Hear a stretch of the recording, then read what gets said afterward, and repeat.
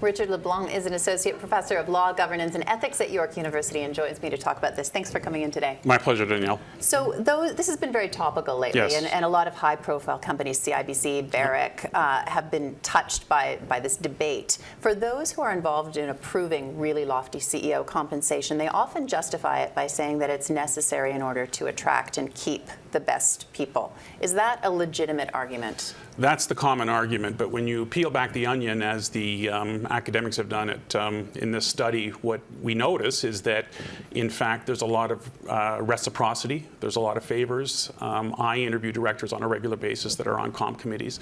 They tell me about gifts, vacations, high pay for independent directors, relatedness, having gone to school together. These sorts of things are below the radar screen, and they're not captured by formal independent standards, and they influence directors. A comp committee is a small committee. It's 3 or 4 people versus the CEO. Say on pay provisions in corporate charters are often held up as a way of avoiding this, but we know that in practical terms they don't work very well. Why don't they work more effectively? A number of reasons. Most say on pay is approved. The chief reason is that it's largely perceived as being window dressing, because and this gentleman that was on earlier who said the board should represent shareholders. They don't.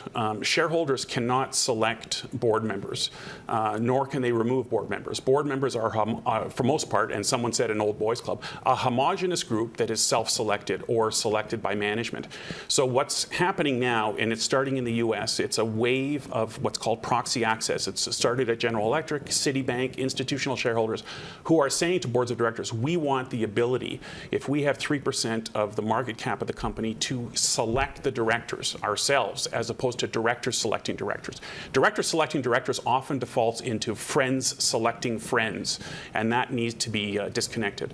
I would imagine that's even more true when you've got a relatively small pond, or at least that's the argument often in Canada. What about limiting the terms of directors, or limiting how many boards they can sit on? That's happening now as well, and it's starting to happen in Canada. It's happening very much in a major way in Europe. In the UK, Germany, they're having quotas for women on boards. Germany just announced a quota of 30%. The UK has a cap of 9 directors. Hong Kong, Singapore, Malaysia, they're introducing caps. The European Union just put a cap in for 12 years last week. These efforts are trying to shake up boardrooms and trying to renew directorships and trying to bring on women onto the board. There's research that women tend to pull the trigger on a non-performing CEO faster than men do.